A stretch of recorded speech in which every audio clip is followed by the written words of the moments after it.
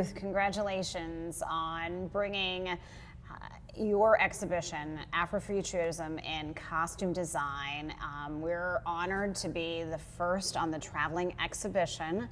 And tell us, why this next step in your career on this part of it to bring the exhibition to museums across the nation.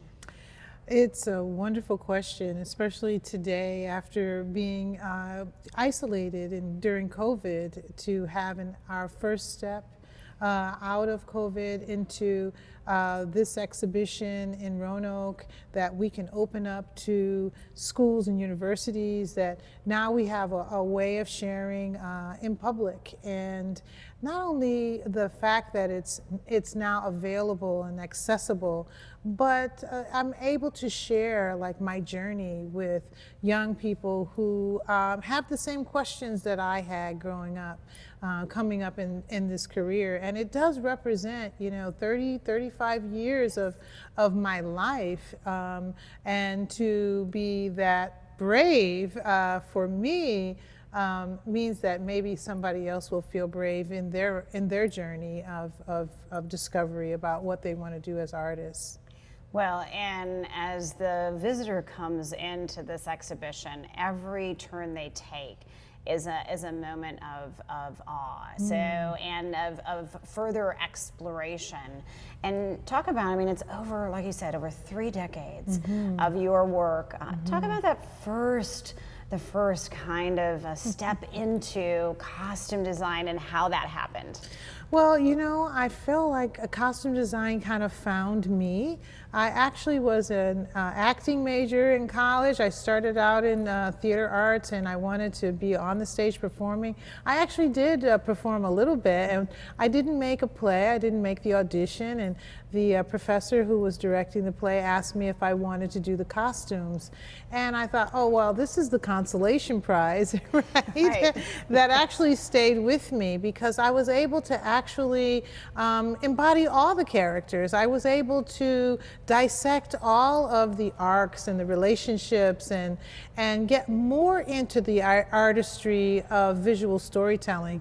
So it stuck with me, and I actually found a lot of satisfaction in building these costumes. As you start out in this journey, you're doing a lot of things yourself, and so you really gotta love it.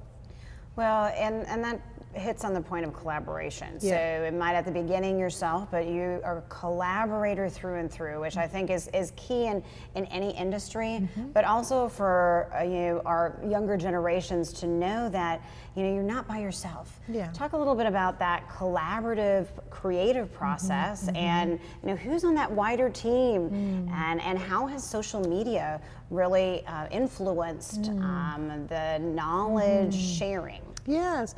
There's so much there. Just as far as the collaboration goes, it's a storytelling, and within a story, it becomes a total experience. So you're experiencing the set, you're experiencing in film, you're experiencing the day, the daylight, or the nighttime, or the interior. It's a mood, and so you work with other collaborators in telling this story, and so your costumes become an integral part to those other elements that are also at play telling the story. So you don't want to isolate yourself too much. You do want to immerse, and that's the beauty of working within a team or within a family of collaborators, because one person might inspire another idea in you, and I love being a part of a filmmaking family. And when I started, we were families with Spike Lee and 40 Acres and a Mule Filmworks in Brooklyn, New York. We're a family of filmmakers, and that's how I grew to understand the collaborative medium. But also now we have come into social media, and people do skits on social media. There's so so many more angles that you can create. TikTok, you know, Right. there's so many more angles, but the broader career path of a filmmaker includes, you know, the camera, the lighting, the storytelling. It's a deeper, broader practice, but social media has gotten everybody into it and interested, and they can actually hold a camera and shoot a video just right there in their home. And I didn't grow up with cameras. We grew up, you know, drawing and painting, and, you know, everything like that wasn't accessible to us, and it's accessible to us now. So that lens of social media can be whatever you want it to be, but it's just a stepping stone in the direction of a career path.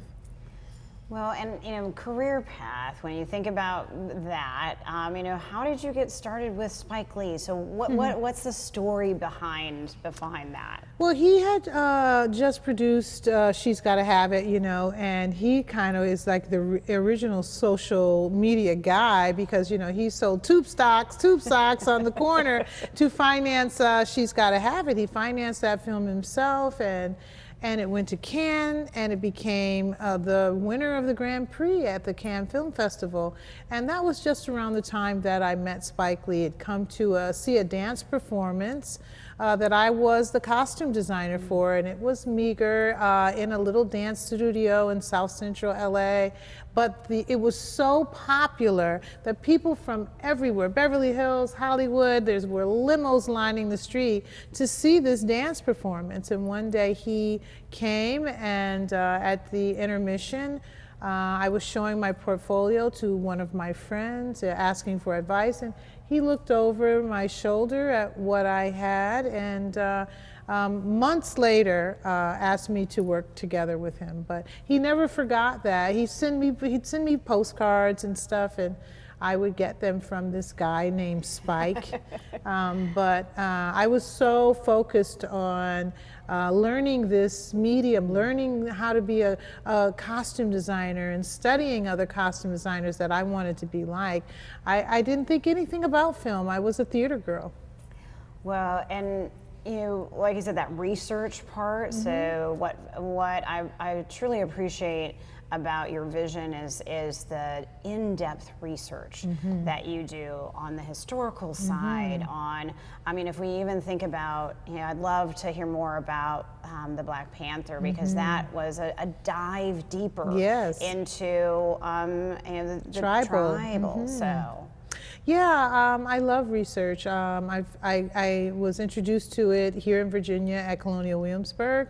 I was assigned a historian, and he worked with me to research the lives of two people who lived in Virginia. One was a free woman named Betty Wallace, mm-hmm. and she was making dresses on the streets of Williamsburg for Thomas Jefferson, and it's ironic that I became a costume designer because I studied this woman who was a dressmaker in Virginia, and the other was a Ginny, and she was a tavern maid. But I studied their lives, their real lives, and what I learned about them I really wanted to project, because I was the actress on the street playing them.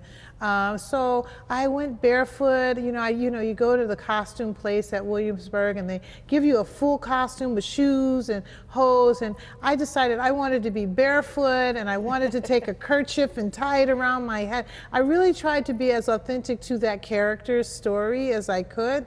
And when I played the dressmaker, I would be fully dressed in all, because I was selling my wares as well as wearing my wares. And I really enjoyed that. I found that, portraying people who actually lived, it has a power to it, because you're educating the community, you're educating the public on things that they believe to be true. So that part of the research process spurred on to a whole lifetime of interest in Black history, American history, and then Afrofuture, how we can take the practice of, knowing about a person and knowing about where they came from and going even deeper back into their ancestry, back to their motherland, back to Africa. And that was thrilling to me, to be able to present that in a futuristic model, like a Marvel film. Well, which is just fabulous on that scene too. And talk about the title. So Afrofuturism and costume design. Yeah. And what does that mean to you? And what do you hope that the visitor walks away with? I feel like when you come in and you walk through the films that we have on display here that were from my filmography, that you can see Afrofuture in each and every one of them. That on Do the Right Thing, that I felt like I witnessed Spike Lee living his Afrofuture.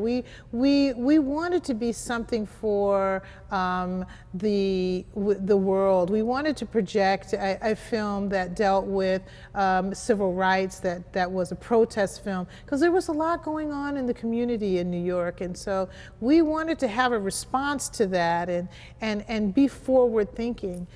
You can go through The Butler or Selma, and you can see aspiration. You can see aspiration in Selma with people who are looking to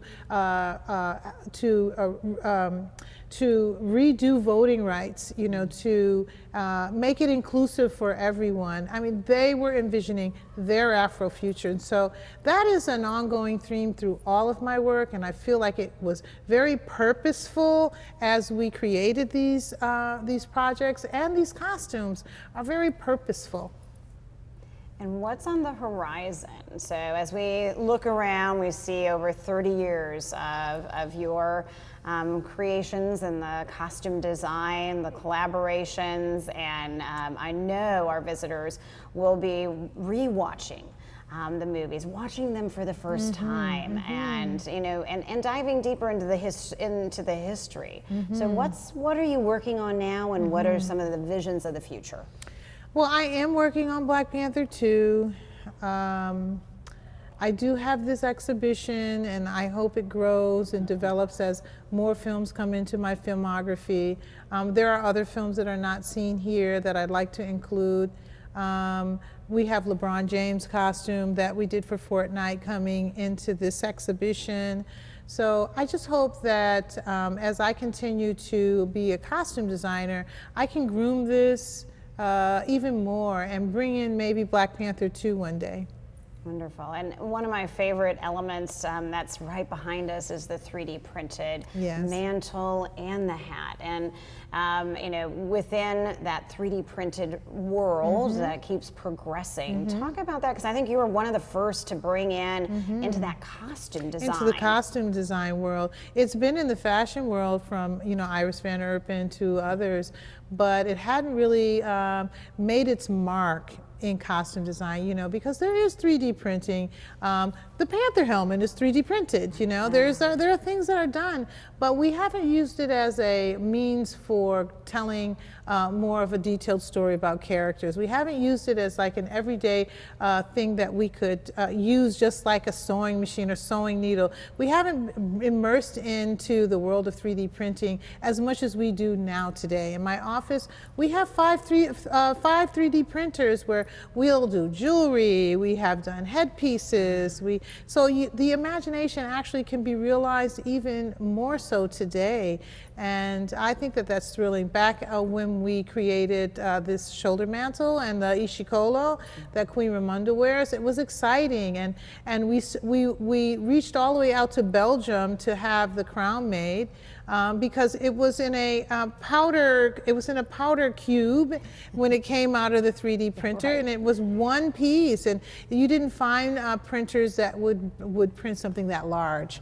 And so now they're everywhere, and it's thrilling to see how things have advanced. So as our students, our young generations come into this exhibition, what do you want them to walk away with, and what are your lessons learned that you would like to pass on? Well, I believe that the students have vision, and I believe that they have aspirations, and a lot of what they want to do, they're a little scared, they're a little worried that have they chose the right thing? Will this sustain them as they graduate from the university? And I'm hoping that this will show them that not only will this type of profession sustain you, but you can rise to a greatness, if I must say, and win awards. And it starts with my sewing machine as a kid in my room, and it ends with my Oscar dress.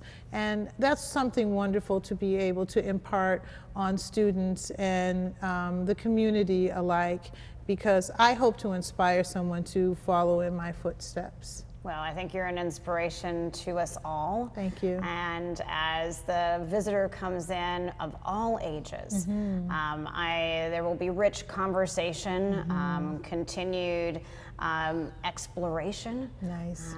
But also, I think, discovery. Great. Thank you, Ruth. Thank you. Thank you for having me here. It's been already a wonderful experience.